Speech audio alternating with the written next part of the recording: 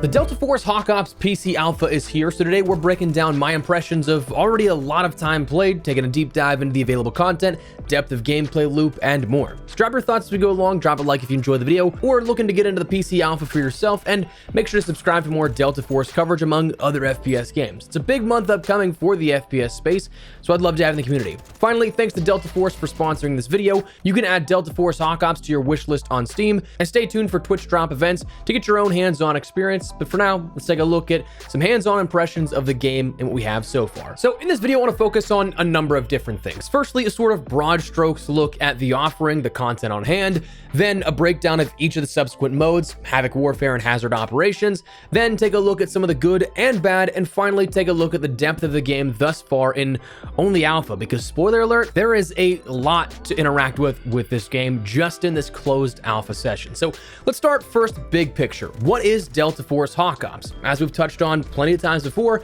it is a free-to-play game that comes along with three main modes: Havoc Warfare, a large-scale 32v32 PvP multiplayer experience that takes aim at what I'd say is primarily Battlefield and that scale of combat, but to maybe a lesser extent, maybe Ground War as well from recent COD titles. Then you have the Extraction mode, Hazard Operations, which is your in-depth get in, get out, loot up, complete missions and contracts mode that is PvPvE. There is AI, but real players also, so you have to be on the lookout for that as well. And then finally, a remaster of the classic Black Hawk Down campaign that is currently not included with the PC alpha test. Likely more information on that will follow later, but for right now, it is not playable in what we have. This PC alpha test is currently in closed alpha, though availability is being made pretty readily available throughout Twitch drops on plenty of channels out there, giveaways, and sign-up acceptance on their website and on Steam.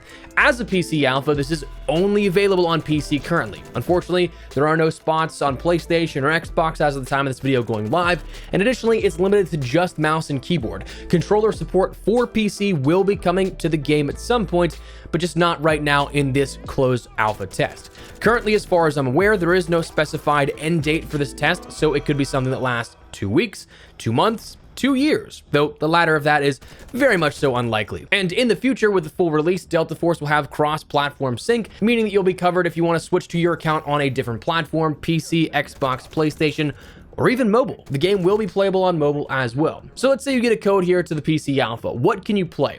We have the two main modes of Havoc Warfare and Hazard Operations. Havoc Warfare is 32v32 large-scale combat in a giant tug-of-war. One side attacks, another defends. Each checkpoint passed, which is usually 2 sectors captured, will grant the attacking team another 300 lives for the next push. You can play on 2 maps, Cracked and Ascension. A third map is listed as coming soon, but there's no details on what that may be just yet. The maps have a variety of land, sea, and air combat and vehicles across the offering so far that allows you to be either full-on infantry charging as your own person, or defending the capture points and objectives in a number of different vehicles. For original Delta Force fans, the map Cracked is a remaster, or rather remake, as there's some faithfulness to it, but the map's recreation has been updated a bit more for some avenues that'll play better in today's day and age, matching a bit more of the core design philosophy and pacing for the game at large, but a familiar map no less.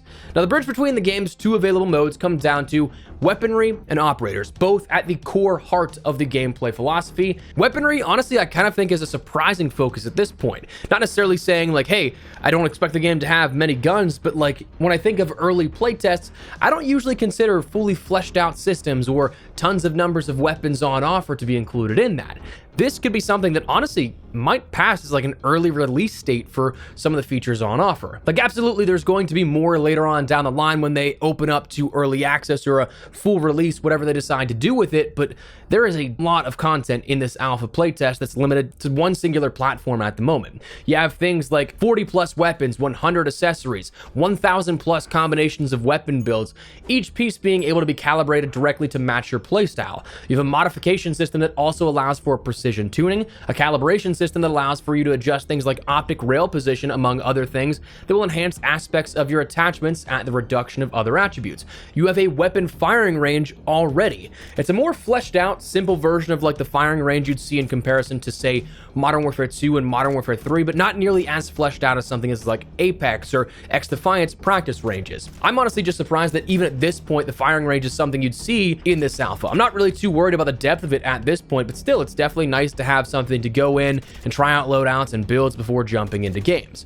Operators are that other sort of key integral part to the play at hand besides gunplay, offering abilities and such for all players who are interested in them. Though honestly, while sort of hero-based elements aren't necessarily the thing that people want to see a whole ton of as of lately, I honestly didn't find that it affected the gameplay all that much, personally speaking at least. If you want to jump in and go in and just shoot at enemies, you absolutely can, especially in large-scale combat modes like Havoc Warfare is offering, because there's so much going on that you might not see those attributes in a gunfight as much as you would in, say, like a 1v1 closer quarter setting as the extraction mode would offer. Operators are separated into multiple classifications: Assault, Engineer, Support, and Recon, with Assault offering more firepower to eliminate enemies, boost your mobility, and more. Engineer utilizes tac drones and sonic bombs to turn the tide for your team. Support is your medic or healer class, which can smoke areas off and offers a healing gun for either you or your teammates. And Recon allows you to highlight enemies while using silent and deadly attacks. And again, that sort of bridges our gap in between the hazard operations and extraction mode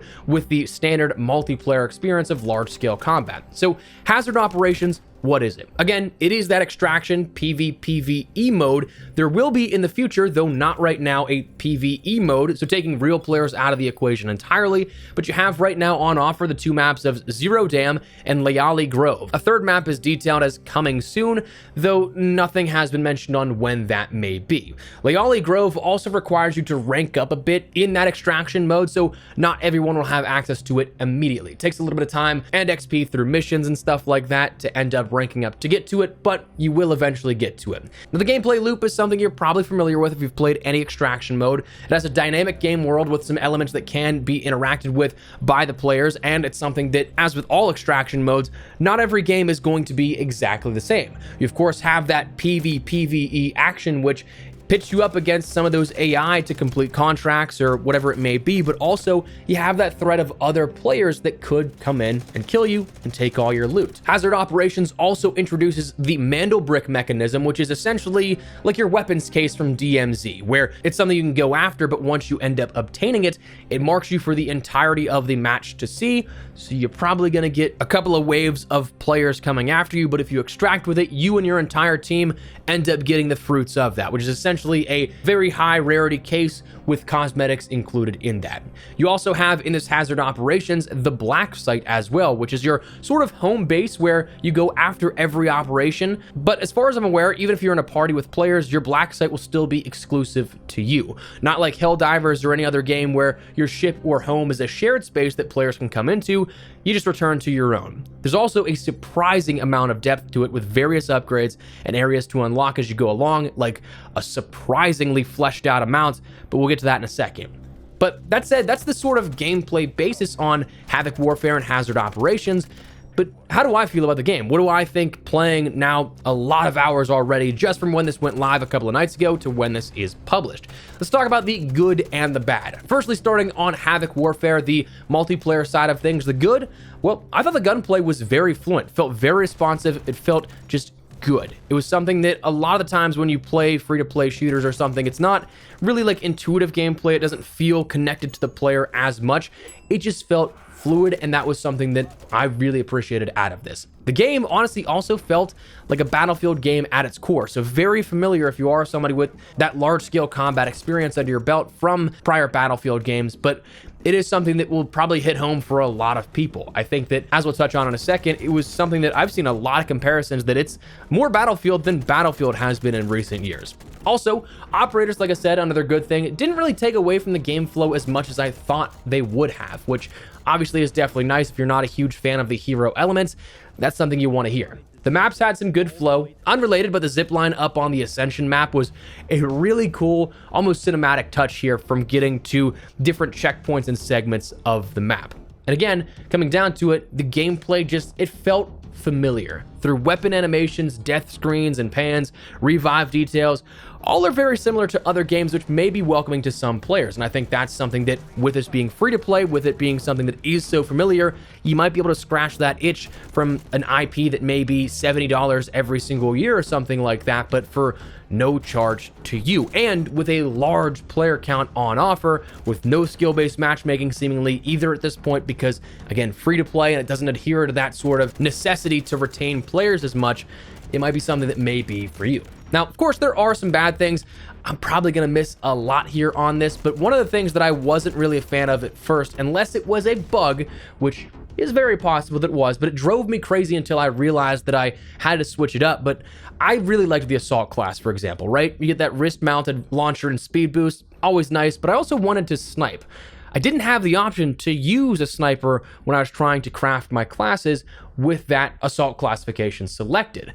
Turns out it was locked to a potentially different operator that once I switched to recon, then I could use a sniper rifle. Might be a bug, and I'm really hoping it is, but if it wasn't, that's probably one of the things that I hate the most. Maybe one of the only things I hate. Optimization, while good for the overall experience, and I mean actually really good overall because I've played it on both a laptop and a PC that maxes out everything 4K ultra graphics, while it's nice to the overall experience, it's weird because like there are very sort of sporadic pieces to the puzzle of the gameplay experience where you see a ton of lag. Like, you can see the mini-map in the multiplayer experience, and then the top-down view when waiting to respawn.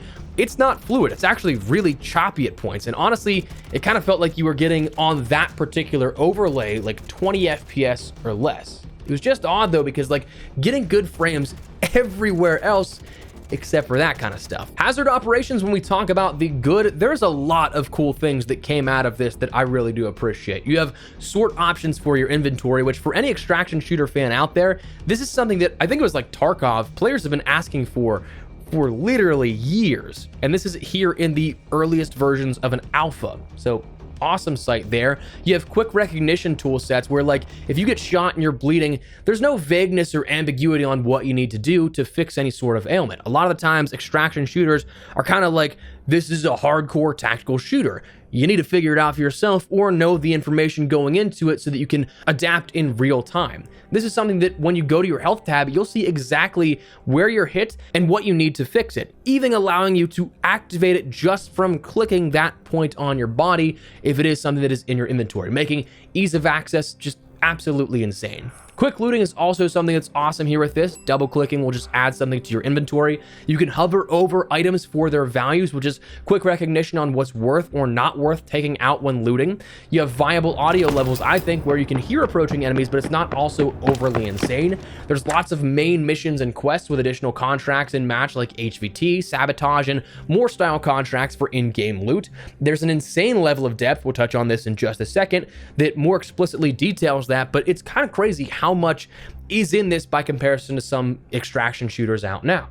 And there's also what I loved, a move to stash feature after the end of every deployment that auto moves everything over for you, so you don't have to click and drag everything. Now, of course, there are a few bad things that I didn't like about the hazard operations gameplay loop. There was no sort of quick escape for leaving looting. I noticed when gunfights started out around you, usually I think that's something that like you can just touch tab and it'll end up quickly getting you out of that. You have to go all the way up to escape, which yes, in the grand scheme of things is like an inch away, but at the same time, like key instinct, I don't necessarily reach all the way up to escape to get out of looting like that. Map sizing might be an issue here.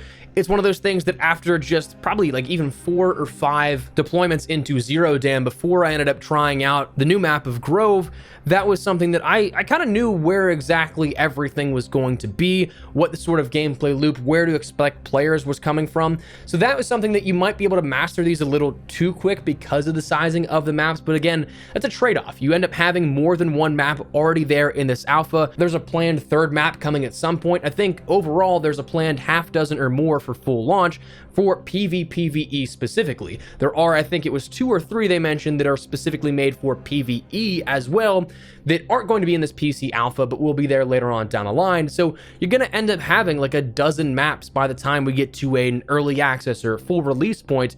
That sizing again is just that trade-off. So that's something to consider.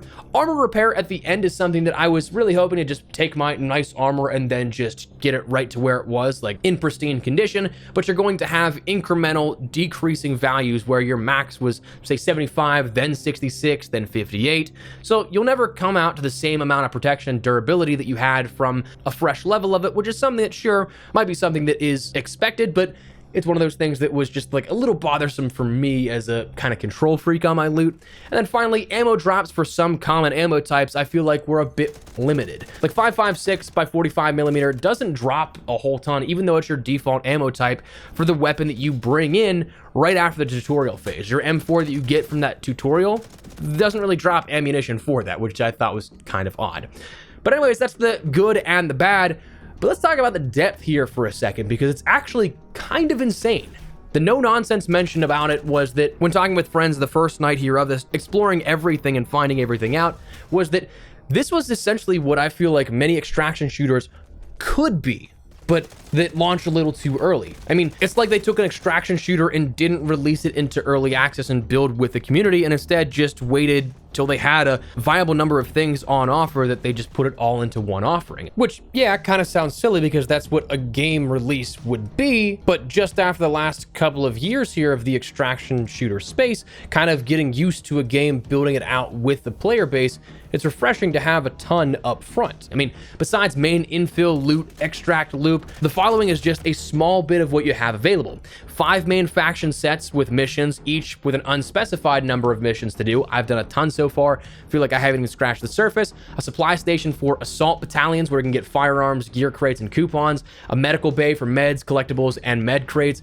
Base support battalion where you can get helmets, vests, backpacks, chest rigs, and other gear crates. A tactical warfare unit which allows you to pick up ammo attachments and other crates. And a T&E lab for limited items, mission items, and card holders to get you into restricted areas and maps. You have a whole auction center where you can buy or sell things directly from either in-game vendors or player to player, which is really cool, which is why you'll see something that you can put up on auction. There's sometimes a discrepancy for what you pay for selling to a vendor versus going to auction, because sometimes the auction will yield you less or more than what you end up listing it for, versus a vendor will just give you that sort of flat rate for it. The black site is a whole base with upgrades available to a ton of different things, like stash, your weapon and gunsmith upgrades, a whole ton of stuff alongside that. And not even just like for the hazard operations extraction mode, but like the entirety that is in alpha, there's already systems in place for daily login bonuses under the recruit check-in feature. The Asara Bazaar for exotic goods that you can purchase or redeem currency for challenges associated with it. Daily challenges for both Havoc Warfare and Hazard Operations that offer up weapon XP coins and in-game currency respectively for the modes they're associated with. Designated challenges, not daily challenges, for various elements in Hazard Operations and Havoc Warfare that grant you various items to earn. A battle journey that is kind of like a battle pass, but not quite, that allows you to complete specific daily challenges that will give you sort of progressive tokens towards further upgrades and skins. It's just, there's so much already ingrained in this at the base level, which is kind of crazy, I think. I think that this might be the biggest thing for me when it comes to the PC alpha, and why I'd absolutely just say, at the very least, check it out. Minus map counts, this might be the most in-depth alpha that I've played.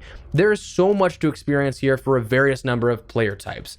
So general thoughts when I take a look at this overall, honestly, I really did enjoy my time thus far. I know it's something that when you talk about a sponsored segment, it might be something that like, oh, it's a sponsored segment, he has to say that. But no, I genuinely did enjoy my time so far playing this, and I actually can't wait to jump in and try this out more, to end up trying to get even more done. It's an alpha, so everything will wipe after this. I'm going to try and no-life it while I can and experience what I can, but I really thought the gunplay felt really good across the board. I felt like, even with the focus on operators and classes, that it was still something that nailed some of the intended targets of the competitive points. Like, this game feels more Battlefield than some Battlefield experiences in recent years. Hazard Operations, I said it from the very beginning, and when I played it, especially a month or two ago at Summer Game Fest, that I think this will be the next DMZ, and I mean that in a good way. I've said it before that DMZ was the entry-level extraction shooter, and being that this is a free-to-play, going to get support, and has already more depth to it in a closed alpha compared to DMZ later on down the line, I really think that this could do some damage and prove that DMZ probably shouldn't have been dropped. But I also think that players will also enjoy this one and that they should try it out.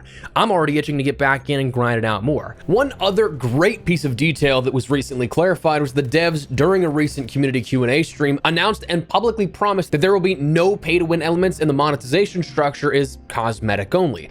That's a huge win and honestly a huge commitment. I've said it before, that was one of my biggest concerns when we take a look at a game like this that has a lot of things that we can look forward to playing, but there's still that when's the other shoe drop type of moment. Being free to play, you've got to keep the lights on, so how do you do that? Historically, we've seen tons of games monetize, and in some cases, having pay-to-win elements. So while we may still see a ton of cosmetics in the store for sale, I mean, that is way more preferable than somebody getting a genuine edge and leg up in the gameplay, as opposed to what you may have just because they didn't buy something. So having no pay-to-win elements, absolute win. So I'm hoping this closed PC alpha will last a bit of time because I've been having a blast with this since it dropped. So that, I think, is where we're gonna wrap it up. Before we do, though, if you want to try this out for yourself, there's a various number of ways to do so. Add Delta Force Hawk Ops to your wish list on Steam and apply for the Steam playtest access or sign up on their website. Stay tuned for the Twitch Drops events that will grant PC alpha codes,